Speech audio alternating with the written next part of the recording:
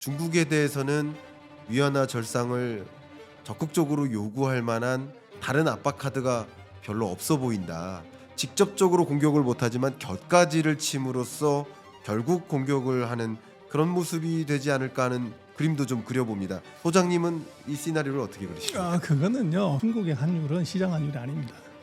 정부가 마음대로 조정하는 거예요. 그렇죠. 절상할 수도 있고 절하할 수도 있고. 그래서 그 시나리오는 안 맞는다. 애초부터 네. 중국이 절상을 했을 때 내수 경기에 도움이 되고 GDP에 도움이 되면 절상합니다. 또 두 번째는 미국이 스테이블 코인에 정말 누구보다도 진심인 모습입니다. 그러니까 이것이 또 중국의 긴장감을 좀 가져다주는 요소가 될 것 같은데. 스테이블 코인 문제는 참 미국이 은발에 오줌 누고 이게 도끼로 자기 발등 찍는 것이 가장 아픈데 이 급하다고 이게 독이든 사과를 먹으면 어떻게 되냐. 재정적자를 빵꾸떼기 위한 한 개의 수단으로 그걸 넣으면서 데코레이션을 아주 폼나게 국가 전략자산으로 가져가고 이걸 이제 뭘 하겠다는 건데, 제가 볼 때는 그 본질은 자, 그러면 이제 드리고 싶은 질문이 관세 다음 전쟁입니다. 대주제가. 그러니까 25년 하반기에는 6월부터 이제 우리가 고민을 해야 될 것이 아마도 제2의 플라자 합의 있지 않을까 하는 질문들을 굉장히 많이 갖고 계세요. 그러니까 환율 전쟁. 또 두 번째는 미국이 스테이블 코인에 정말 누구보다도 진심인 모습입니다. 그러니까 이것이 또 중국의 긴장감을 좀 가져다주는 요소가 될 것 같은데, 그 주제로 한번 질문을 드려보고 싶습니다. 먼저 환율 전쟁은요. 네. 일본의 경우를 봐야 되는데, 그래서 일본도 마찬가지로 지금 중국하고 똑같은 이제 85년에 그런 일이 벌어졌고, 네. 그때 이제 뭐 철강, 자동차, 반도체 다 이제 그 보복관세 때려가지고 네. 이제 자초시킨 건데, 관세로 자초시킨 것이 아니라 환율로 이제 자초시킨 거죠. 네. 그래서 260엔대 환율을 120엔으로 한 방에 53%를 절상시키면서 일본이 이제 나 떨어진 거고, 그래서 그 생각을 해보면 중국도 똑같은 길을 가야 돼요. 근데 네. 1985년에 일본하고 2025년에 중국이 다른 점이 뭐냐? 그걸 보면 아주 간단한 것이, 그럼 일본은 바보가 아닌데 왜 환율을 50%나 절상하게끔 일본의 정치인들은 그것을 억셉스 했냐가 제일 중요하죠. 네. 거기에 핵심은 제가 볼 때는 2025년과 1985년에 일본하고 중국은 한 10가지가 서로 다른 점이 있는데, 딱 한 가지만 고르라면 네. 중국은 국방을 미국에 의존해야 된다. 이게 답입니다. 그래서 일본이 왜 그렇게 이제 엔다카 이거를 통해서 제조업을 다 이제 망가뜨렸냐 하는 것은, 일본은 지은 죄가 있죠. 미국 본토를 공격한 유일한 나라가 일본이었고, 일본은 전후에 헌법에 아직 그걸 박았죠. 군대를 가지지 못한다. 그래서 메가다가 그거를 이제 강요를 했고, 그럼 우리 어떻게 하라고 그랬더니 우리가 해구산으로 커버해 준다. 그래서 일본이 어떻게 전후의 잿더미에서 그렇게 빨리 G2가 됐냐 그러면 국방비에 신경 안 쓰고 이것을 경제에만 진력했기 때문에 그렇게 된 거란 말이에요. 네. 그런데 1985년에 일본을 한 방에 잡은 것은 목에다 칼을 댄 거죠. 이제는 더 이상 너를 지켜주지 않는다. 어떡할래? 그래서 어쩔 수 없이 이제 환율 50% 절상시키는 것을 억셉트한 거고, 지금 중국은 국방을 미국에 의존하지 않아요. 네. 그래서 그게 일단 안 먹힌다는 거고, 그렇죠. 두 번째는 일본을 이제 말씀하신 이 환율 전쟁으로 박살을 낼 수 있었던 것은, 첫 번째는 유럽 국가들의 도움이 플라자 합의가 있었고, 그 다음에 일본의 자본시장, 금융시장이 완전히 개방이 돼 있었단 말이에요. 이 두 가지 조건이 있어야 되는데, 지금 트럼프 대통령 같은 경우는 뭐 미국의 외갓집이잖아, 유럽이. 외삼촌들하고 싸워가지고 서로 지금 뭐 원수지간이에요. 아이러니하게도 유럽이 지금 중국하고 친하려고 하는 이런 불상사를 만들었어요. 그래서 유럽의 이 도움을 받기가 지금 굉장히 어려운 상황이 하나 벌어졌고, 그리고 지금 중국은 외환시장, 금융시장 개방돼 있지 않아요. 일부만 개방돼 있는 거죠. 그래서 미국의 헤지펀드들이 들어가가지고 뭐 중국 시장 쌈 싸먹는 건 그 일도 아니죠. 그래서 그러나 돈이 마음대로 들어갔다 나갔다 하지를 못하기 때문에 이걸 먼저 풀어야 돼요. 그래서 지금 무역 전쟁이나 기술 전쟁으로 제가 볼 때는 중국한테 압박하는 것은 금융시장의 그런 이제 허들을 다 풀어라. 이제 요게 들어와야 되는 거죠. 그래서 그게 되면은 뭐 우리도 그랬지만 선물옵션 시장 개방했을 때 외국인들 얼마나 털어갔고 지금도 마찬가지로 우리 중요한 핵심 뭐 산업이나 기업은 외국인이 다 대주주잖아요. 삼성전자가 우리나라 회사입니까? 하이닉스가 우리나라 회사냐고요. 주주로 보면 55%가 외국인인데 그래서 삼성전자, 하이닉스 이런 우리 첨단 기업도 비자발적 다국적 기업이 돼버린 거죠. 그래서 이제 그게 시장이 열려야 되는데 그게 지금 중국은 막혀 있다는 거예요. 그래서 이게 지금 위안화 국제화 뭐 하고 싶지만 또 반대로 그런 공격이기 때문에 환율 전쟁을 1985년에 일본처럼 그렇게 해서 중국을 굴복시키는 대단히 어려운 점은 바로 그 두 가지다. 네. 그렇게 보여지고 좋습니다. 그다음에 이제 스테이블 코인 문제는 이것은 참 미국이 은발에 오줌 누고 이게 도끼로 자기 발등 찍는 것이 가장 아픈데 미국의 지금 최강의 경쟁력은 바로 세너리지 팩트죠. $100짜리 한 장 찍는데 얼마가 들어가냐 원가가 90센트 들어간다는 거거든요. 그러면 이게 세상 천지에 99.1%의 마진을 먹는 이런 비즈니스를 하는 나라가 트럼프 대통령이 대놓고 얘기를 했죠. 40년 동안 후진국들이 약소국가들이 우리 미국 등쳐먹었다. 근데 정말로 이게 세상에 마약보다 구하기 어렵고 황금보다 비싼 게 뭐냐? 엔비디아 칩이죠. 근데 엔비디아의 마진은 OP 마진이 64%예요. 근데 엔비디아 지금 역사 이래로 어떤 기업 그 사이에 뭐 마이크로소프트, 애플 뭐 모든 회사들의 최고의 마진을 지금 보이는 것이 엔비디아라고요. 근데 엔비디아 마진이 64%인데 미국에 달러 찍어서 달러 먹는 비즈니스는 99.1% 마진이에요. 그러면 미국이 세계 등을 친 거냐, 세계가 미국 등을 친 거냐가 명확해요. 근데 이제 문제는 뭐 세상에 원리는 똑같은 것이 번 거보다 많이 쓰고 이게 내 돈 그만 내고 남의 돈 이제 자꾸 갖다 쓰는 놈 언젠가는 터지게 되죠. 그래서 미국이 지금 뭐 83,000달러 세계 최고의 부자지만 정부 부채가 지금 130%뭐 이러고 있단 말이에요. 그럼 1인당 부채는 9만 달러가 넘죠. 저게. 그래서 결국은 이게 문제가 되는 것인데 그래서 아까 말씀하신 뭐 트럼프가 지금 가장 겁내는 것이 미스터 M 바로 마니인데 그 마니가 뭐냐면 이자죠. 금리가 뛰는 순간에 뭐 정치고 뭐고 다 날아가는 그런 상황인데 문제는 지금 스테이블 코인이라고 하는 것이 정말 80대신 어르신이 코인 비즈니스 알까요? 누군가가 이제 어드바이스를 한 것이 제가 볼 때는 각하 재정 적자가 제일 문제고 국채금리 올라가는 게 제일 문제고 외국인이 더 이상 국채를 안 사서 계속 팔아치워서 금리 올라가는 게 문제인데 이거 한 방 해결할 수 있습니다. 뭐냐? 스테이블 코인이라는 것이 있는데 언더라잉 어셋으로 달러를 집어넣으니까 가상화폐가 뛰면은 그걸로 우리가 이게 재정 적자를 메꿀 수 있다. 이렇게 이제 어드바이스를 한 거죠. 근데 이거는 당연히 가상화폐가 커지면 스테이블 코인이 커질 수밖에 없는데 그렇게 되면 미국 국채 수요를 지금까지 왔던 외국인이나 기관 투자가가 아닌 이제 가상화폐 투자가들의 돈을 미국의 재정 적자 빵꾸 떼는데 지금 쓰겠다는 거잖아요. 그런데 이거는 조금 더 길게 보면 결국은 자기의 세너리지 이펙트를 이거를 결국은 가상화폐 발행자한테 이전하는 효과가 나타나는 거죠. 그래서 이게 지금 이 급하다고 이게 독이든 사과를 먹으면 어떻게 되냐.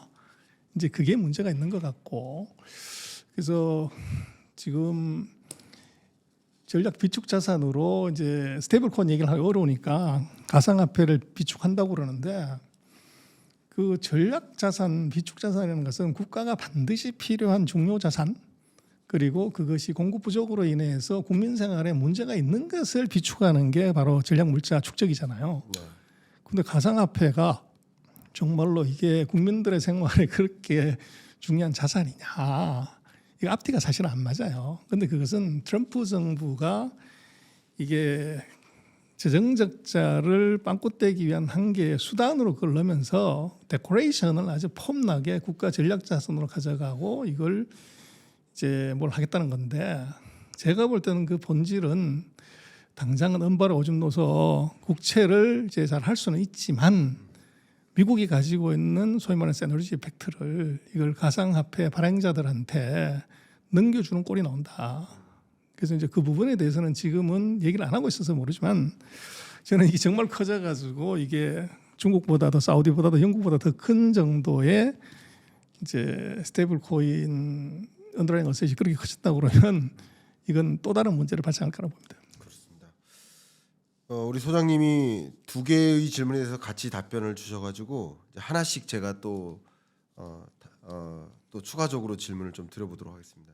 일단 저의 생각도 한 가지 말씀드리고자 하는데 중국 같은 경우는 과거 1985년식 일본한테 했었던 플라자 합의 같은 방식은 안 먹힌다라는 의견을 주신 것 같습니다. 그러니까 저도 역시 그런 부분 굉장히 많이 공감하고 소위 그 플라자 합의 또 오는 거 아니냐 하는 여론이 이렇게 생기게 된 굉장히 중요한 하나의 배경이 또 스티븐 미란의 보고서였었는데 그 보고서상에도 보면 역시 이런 관세 압박 혹은 그밖에 다른 여러 가지 압박을 통해서 상대국의 통화 가치를 좀 절상시키려는 요구를 해 나갈 것이다라는 뉘앙스로 이야기가 많이 있습니다. 근데 그 중에 좀 핵심이 되는 한 가지 키워드가 자주 등장했었던 키워드가 말씀하셨던 것처럼 디펜스 엄브렐러예요. 그러니까 이 방위라는 영역에 있어서 일본이나 한국 같은 경우 또 그밖에 여러 국가들은 미국이 의존적이니까 그래서 미국이 방위 의존적인 나라에게는 방위와 관련된 압박을 취해 나가면서 그러면서 원화 가치, 엔화 가치를 절상하라는 압박을 취할 수는 있을 거라고 봅니다. 근데 중국에 대해서는 정작 중국에 대해서는 위안화 절상을 적극적으로 요구할 만한 다른 압박 카드가 별로 없어 보인다라는 점에서 중국이 정말 위안화 절상 압력을 받는다 하더라도 그걸 동조해 줄까? 그건 또 아니라고 생각이 되고 또 한 가지 트럼프 일기 때도 중국이 미국에 대한 그 관세 보복을 받을 때마다 위안화 가치를 떨어뜨려서 완전히 그 관세 전쟁을 무력화시켰지 않습니까? 그렇기 때문에 역시 지금도 위안화 가치를 절하하려는 움직임들 예를 들면 뭐 LPR 뭐 기준금리 성격의 LPR을 낮춘다든가 유동성을 더 공급한다든가 물론 자국 경기 부양책의 성격도 있겠지만 그렇기 때문에 중국은 위안화 절상 안 받는다라고 생각을 합니다. 그러면 저는 어떤 생각이냐면 위안화 가치를 절상시키지는 못하지만 그러니까 궁극적인 타겟은 건들지 못하지만 나머지 국가들의 통화 가치를 절상시킴으로써 결과적으로 달러 가치를 약세화하지 않을까. 그럼 결과적으로 상대적인 위안화 가치는 절상되는 효과가 되지 않을까. 그러니까 직접적으로 공격을 못하지만 곁가지를 침으로써 결국 공격을 하는 그런 모습이 되지 않을까 하는 그림도 좀 그려봅니다. 왜냐하면 25년 하반기에 가장 중요한 많은 분들의 관심사가 이 환율 전쟁이기 때문에 소장님은 이 시나리오를 어떻게 그리십니까? 그거는요 중국의 환율 메커니즘을 이해를 해야 되는데 네. 그걸 이제 한국이나 미국이나 일본처럼 같이 하면은 그렇게 해석을 할 수가 있어요. 네. 근데 중국의 환율은 시장 환율이 아닙니다. 정부가 마음대로 조정하는 거예요. 그렇죠. 절상할 수도 있고 절하할 수도 있고 그래서 그 시나리오는 안 맞는다. 초부터 네. 정부가 생각해서 절상이 필요하다 그러면 그냥 절상할 수 있고 네. 전라가 필요하다 그러면 플러스 마이너스 2%에서 전라를 할 수도 있어요. 네. 그래서 이제 그것은 이제 환율 결정 메커니즘에 대한 차이가 있다는 것을 전제로 깔아야 되는데 같다고 보면 그렇게 얘기할 수 있지만 다르다고 보면 그건 어차피 안 먹히는 거고 네. 지금 그 환율 전쟁이라고 얘기하기는 조금 이제 지금 어려운 것이 아까도 말씀드렸지만 미국, 중국 같은 경우가 전일 종가에다가 21개 통화, 복수 통화 바스켓에다가 그다음 플러스 알파를 해요. 그래서 달러가 절상이 되든 절하가 되든 만약에 중국이 자기네 통화를 전화로 시키면 달러 비중을 강자 통화 비중을 확 줄여버리면 되는 거죠. 네. 또 반대로 절상을 하려면 강자 통화 비중을 달러 비중을 확 높여버리면 되는 거고. 근데 그 가중치가 얼마냐는 것은 그건 국가 비밀이에요. 인민은행 총재만 하는 거죠. 네. 그런데 그게 끝이 아니라 거기다가 플러스 알파를 한다고. 경기 대응 인수라는 걸 넣어가지고 거기다가 절상을 시킬 수도 있고 절하를 시킬 수도 있어요. 그래서 중국은 그럼 생각을 해보시면 최근 뭐 2, 3년 동안에 중국은 무역수지 흑자가 계속 늘었다고. 작년 같은 경우도 거의 9,900억 달러, 1조 달러 흑자가 났다고요. 그럼 외환보유고가 3조 2천억 달러인데 그럼 이론상으로 환율이 33% 절상이 되는 게 맞죠. 그런데 환율은 계속 절하가 됐다고. 그게 무슨 얘기냐? 정부가 의도적으로 절하를 시킨 거죠. 수출 감소 때문에. 그래서 이것은 하반기의 환율이 미국의 환율이 어떻게 돼가지고 중국의 환율이 어떻게 될 거다 하는 것은 그것은 답이 맞지 않는다. 그러고 절상이냐 절하냐 하는 문제에 있어서 이제 조금 더 봐야 되는 것은 중국이 절상을 했을 때 내수 경기에 도움이 되고 GDP에 도움이 되면 절상합니다. 그래서 지금 중국 같은 경우는 금년도에 대미 수출이 0이 된다고 가정을 하고서 경제 정책을 운영하는 것이기 때문에 환율을 일정한 부분 절상시킬 가능성이 높아요. 그래서 그렇게 되면 수입 물가가 떨어지고 내수 경기가 좋아지고 이러기 때문에 그래서 이제 그거를 어떻게 할 거냐는 문제는 그 이제 내수 경기의 활성화의 정도에 따라 다르고 또 중국이 요거를 협상의 카드로 쓸 수도 있어요. 우리가 환율을 절상을 시킬게 이렇게 하면 미국으로서는 폼이 무진하고 또 이제 수출 경쟁력이 약화된다 이렇게 볼 수가 있죠. 네. 근데 지금 아까 말씀하신 것하고 우리는 자꾸 이제 수출에 포커스를 해가지고 뭐 이게 이렇게 얘기하는데 그게 조금 다르게 봐야 되는 것이 수출이 지금 중국 GDP에서 차지하는 비중이 한 17%, 19% 그거밖에 안 돼요. 그래서 나머지 83%가 내수라고요. 그래서 환율이 10% 절상이 되면 내수가 그만큼 좋아지는 거죠. 그래서 과거처럼 그렇게 이제 GDP의 뭐 63%가 이제 무역이었던 것하고는 시절이 좀 다르다. 이게 있고 또 하나 지금 생각이 되는 것은 한 10%를 절상을 시키면 어떻게 되냐? 그러면 수출이 문제가 될 수는 있지만 지금 미국 GDP의 70% 레벨인 이제 중국의 GDP가 이건 달러로 계산하는 거란 말이에요. 그러면 77%가 돼버리니 가만 앉아가지고 만약 20% 절상을 시키면 84%가 돼요. 이게 그래서 지금 최근 3년간 중국이 어렵다 뭐 이게 미국 대비 비중이 떨어졌다는 것은 달러로 환산해서 환율을 계속 절하시켰기 때문에 그렇게 나온 거고 만약에 환율을 절상을 시켜버리면 중국 GDP가 미국 GDP의 85% 넘어가요. 거기다가 정상적인 성장률 5%를 간다고 하면 2, 3년 안에 중국 GDP가 미국 GDP의 90%를 넘어가는 불상자가 생길 수 있어요. 환율 절상이 되면. 그러면 어떻게 되냐? 전 세계가 미국 GDP의 90% 되는 중국에 줄을 대려고 하는 놈이 줄 설 수 있는 가능성이 있어요. 그래서 지금 이제 환율 절상에 관한 문제는 첫 번째는 환율 절상은 중국 같은 경우는 일본이나 한국처럼 시장 환율이 아니기 때문에 이것이 미국의 입김이 이것을 시장 환율로 전환시키지 않는다고 하면 이건 중국의 정부의 의도대로 움직이는 것이지 시장하고 이게 괴리가 굉장히 크다. 그게 있고 그리고 지금 아까도 말씀드렸던 것처럼 환율의 절상을 중국이 과도하게 하는 것은 독이지만 적당한 환율을 내수 경기에 어떻게 보면은 도구로 쓰고 미국과의 협상에서 미국의 체면을 살려주면서 자기네는 내수를 부양하는 카드로 쓸 가능성은 있어요. 네. 그러나 이것이 뭐 일본처럼 50%를 절상시 이런 건 있을 수가 없고 원래 중국이 4년 전인가 6.3에서 시작을 해가지고 지금 7.2까지 계속 한 15% 절하를 시켜놨어요. 그래서 요거를 한 15% 절상을 시킨다고 하더라도 사실은 제자리로 돌아오는 겁니다. 그래서 그 정도는 뭐 중국이 미국과 협상에서 5%씩 한 3번 정도를 더 내릴 수 있는 가능성이 있죠. 네. 말씀하신 대로 미국 측의 정말 적극적인 요구는 어쩌면 그의 1단계에 해당되는 좀 시장 개방, 시장 환율화 해달라라는 요구는 분명히 있을 수 있겠지만 그것마저 쉽지는 않아 보입니다. 그리고 역시 말씀하셨던 그 두 번째 주제 스테이블 코인 같은 경우도 결과적으로는 이 지니어스 액트를 좀 들여다보면 역시 핵심이 민간 기업이 스테이블 코인을 발행할 때 그 받은 그 달러를 미국 국채에 투자할 수 있게 되어 있기 때문에 미국 국채를 적극적으로 매수할 수 있는 어떤 하나의 카드로선 사용할 수 있겠다. 좀 급해 보인다 이런 표현도 저도 해드리고 싶습니다. 그런데 결과적으로 그렇게 움직이다 보면 2020년, 21년처럼 굉장히 빠르게 유동성이 공급될 것이고 그러면 그게 또 미국 경제에 인플레를 가져오지 않을까 하는 생각도 많이 합니다. 그게 일종의 가장 큰 독이라고 생각하는데 끝으로 미국의 스테이블 코인 발행이 결과적으로는 뭐 단기적으로는 뭐 뭔가 숙제를 해결할 수 있지만 장기적으로는 독이 될 수 있다라는 이 표현은 또 어떤 배경이 깔려 있습니까? 글쎄요. 근데 이제 스테이블 코인이 뭐 작년 7월 기준 또 최근 데이터로 보면 이제 한국의 미국 국채 보유 수준까지 왔거든요.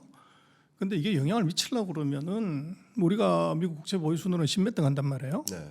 그래서 그게 정말로 그게 지금 뭐 보유액이 뭐 천몇백억 정도 되는데 뭐 미국이 매년 지금 적자 나는 게 1조 달러 이상 난다고 1조에서 2조 달러 나는데 거기서 스테이블 코인이 지금보다 10배 정도 커져야 겨우 이제 어떻게 보면은 그 미국의 재정 적자에 큰 도움이 되는 그런 정도로 올라오는 것이고 근데 지금 만약 그렇게 하려고 그러면 비트코인은 지금보다도 한 10배 정도 더 커져야 된단 말이에요.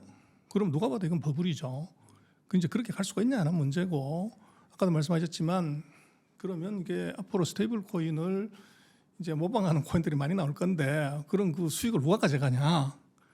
이게 이제 발행하는 놈이 가져가는 거잖아요. 그렇죠. 그거 아무것도 없는 데서 발행해서 가져가기 때문에 그래서 그러면 그 세너리지를 아이러니하게도 국가가 가져가야 되는 거를 코인 업자가 가져가는 불상사가 생길 수도 있어요. 그래서 지금 이제 저는 지금 스테이블 코인에 대한 이제 그런 전략 물자 비축이라는 이름으로 스테이블 코인을 통해서 재정 적자를 해소한다는 것은 그게 지금보다도 코인 시장이 한 10배는 더 커져야 이제 의미가 있는 것인데 과연 그렇게 커질 수 있냐는 문제가 하나 있고 그리고 또 이제 뭐 지금 마치 그것은 트럼프 정책 중에서 좀 황당한 것이 그런 거죠. 관세를 올려가지고 그 수입을 갖고 재정 적자를 커버한다. 그렇게 얘기를 하면서 관세를 뭐 이제 세 자리 숫자까지 올린 거잖아요. 그래서 데이터를 보면 미국의 관세는 재정 수입의 1%도 안 돼요. 그런 걸 100배를 올려야 이제 이게 커버가 된다는 건데 100배를 올릴 수가 있냐 이거죠 현실적으로. 그래서 제가 볼 때는 이제 스테이블 코인이나 관세를 통해서 재정 적자를 메꾼다고 하는 거 두 가지는 아이디어는 뭐 그럴싸하지만 현실에서는 이건 엄발의 오줌 누기다 이거는 그 전공법으로 가야지. 그래서 제가 볼 때는 그런 것 같아요. 트럼프 대통령의 지금 관세 정책이라고 하는 것은 이 40년, 50년 전에 집 나간 제조업을 미국으로 갖고 와서 메이드 인 USA를 하겠다는 얘기인데 메이드 인 뭐뭐 하는 건 후진국이 하는 것이지 선진국이 하는 법이 없잖아요. 네. 그리고 이제 다르게 생각하면 대학생이 이게 앞으로 미래에 창업해가지고도 참 뻔한 걸 할 생각을 안 하고 다시 중학생, 고등학생이 하는 걸로 돌아간다는 얘기예요. 그리고 중학생하고 고등학생하고 지금 싸우는 거잖아요. 그래서 제가 볼 때는 미국의 지금 트럼프 대통령의 전략이나 판단이 이게 역사에 이제 오점으로 남은 가능성이 있어 보여요. 그래서 선수는 뒤에 오는 놈 발 걸어가지고 잡아뜨려서 못 오게 하는 것이 선수냐 아니면 뒤에 오는 놈은 오게 두고 앞으로 두 걸음 더 나아가서 뒤에 오는 놈이 앞에 놈을 절대 못 따라갈 것 같다는 좌절감을 줘서 이제 굴복시킨 것이 맞냐 그러는데 예를 들면 그런 것 같아요. 지금 반도체를 중국이 만들지 못하게 장비, 기술, 제품, AS 다 제재를 하는데 그게 아니라 세미컨덕터가 아니라 슈퍼컨덕터를 만들어야 되는 것이고 지금 컴퓨팅이 아니라 이것은 이 퀀텀을 해야 되는 거죠. 그래서 리튬 배터리 이게 뭐 보조금을 주네 안 주네 그게 아니라 전고체를 해서 이게 게임이 안 되게 만들어야 그게 후발자들이 이게 못 따라오고 한숨 쉬는 것이지 그거를 관세 때린다고 그래가지고 이게 문제가 해결이 되냐. 그래서 그렇게 놓고 보면 결국 리더의 판단이나 이것이 굉장히 중요한데 그것이 맞냐 틀리냐는 제가 볼 때 전문가한테 물어볼 필요가 없어요. 세상에 가장 정확하고 예리하고 한 번도 틀린 적이 없는 게 있잖아요. 박사 중에서 닥터만이라고 돈이 정확하게 얘기를 해주는 거죠. 그래서 주가가 떨어진다고 하는 것 그게 답이 있다. 그래서 우리도 삼성전자 주가가 왜 빠지지? 10만 원에서 5만 원까지 뭐 여전히 잘하고 있다고 얘기를 하는데 나중에 지나가 보니까 이게 메모리에서도 이게 굉장히 떨어져 있고 HBM에서도 떨어졌고 핸드폰에서도 1등 못하고 뭐 이런 것들 1년 지나가지고 이제 그게 알게 되잖아요. 네. 그래서 돈이 먼저 답을 주는 거죠. 그래서 트럼프 대통령이 취임하고 나서 지금까지 미국 주가가 나스닥이 슬슬 흘러내려요. 이거 어떻게 봐야 되냐? 이제 그렇게 놓고 보면 결국은 트럼프 정책의 답은 그건 주가에 있다. 그래서 주가가 빠지거나 흔들리거나 밑으로 가게 되면 그것은 바른 방향이 아니다. 이제 그건 뭐 6개월, 1년 뒤에 아마 팩트가 나올 때 알 수가 있는 거죠. 그래서 지금으로 놓고 봐서는 제가 볼 때는 트럼프 대통령의 그 많은 정책은 첫 번째 앞뒤가 안 맞는 것이 너무 많다. 그리고 누가 봐도 이것은 이제 즉흥적인 것 같은데 그것을 엑스큐션하는 스텝들이 보면 전부 이제 초보자들이죠. 그러다 보니까 그 수업료를 누군가는 내야 되는데 누가 내냐 그러면 저지르는 건 이제 장관들이 저지르고 그 피해는 국민들이 처절하게 몸으로 받아내야 되는 거잖아요. 그게 이제 주가에 나타나는 것이죠. 그래서 그렇게 놓고 보면은 뭐 미국이 잘 돼서 전 세계가 그 잘 가면 좋은데 돈이 얘기해주는 이제 미국의 트럼프 정책은 이것은 상당한 부분에 문제가 있다 그렇게 보는 것 같아요. 그래서 뭐 거래소가 무너져도 살아남는 이제 주식을 사는 것이 투자고 뭐 그렇게 보면은 미국의 저런 정책의 역으로 역발상으로 더 이제 튼튼하게 더 잘할 수 있고 더 잘할 수 있고 이제 미국의 제재 역설 제재를 했더니 오히려 이제 분발해가지고 세계 1등을 하는 것 이런 섹터가 뭔지 이제 그런 것들을 우리가 오히려 좀 관심을 가져야 될 것 같고 너무 관세에만 포커스해가지고 가는 것은 조금 이게 어떻게 보면 본말이 조금 이제 전도된 거 아닌가 그렇게 생각이 됩니다. 좋습니다. 우리 소장님하고 질문지가 이렇게 마련돼 있는데 1시간 동안 질문지 하나도 질문 못 드리고 여러 가지 대주제를 가지고 대화를 좀 나눠봤습니다. 강 PD님 화내실 네. 것 같습니다. 아닙니다. 무슨 말씀을요? 제가 그렇게 안 갔는데요. 제 의도도 그렇고요. 저는 이렇게 여러 관심 있는 또 여러분들이 관심 있어 할 법한 그 대주제로 이렇게 질문지 없이 막 대담하는 걸 참 좋아하고 참 유익한 시간이었습니다. 저희가 미국에 대해서 또 미중 갈등에 대해서 이렇게 깊이 있게 1시간여 동안 대화를 나눴던 이유는 어쨌든 우리 한국의 의사결정자들의 대응, 기업의 대응, 정부의 대응 아닌가 저는 그런 생각인데요. 끝으로 또 많은 그 의사결정에 직접 참여하시는 분들이 많이 계시니까 좋은 한 말씀 주신다면 이런 미중 간의 갈등 또 중국의 뭐 추격 혹은 기술 추월 뭐 이런 여러 양상 속에 우리가 어떻게 헤쳐나가야 될까 좋은 한 말씀 드린다면 뭐 제가 그럴 수는 못 되고요. 그 트렌드를 보면은 새 정부가 들어서고 우리가 해야 될 일이 굉장히 중요한 변화가 있을 것 같아요. 네. 뭐 보통 얘기한 패러다임 시프트.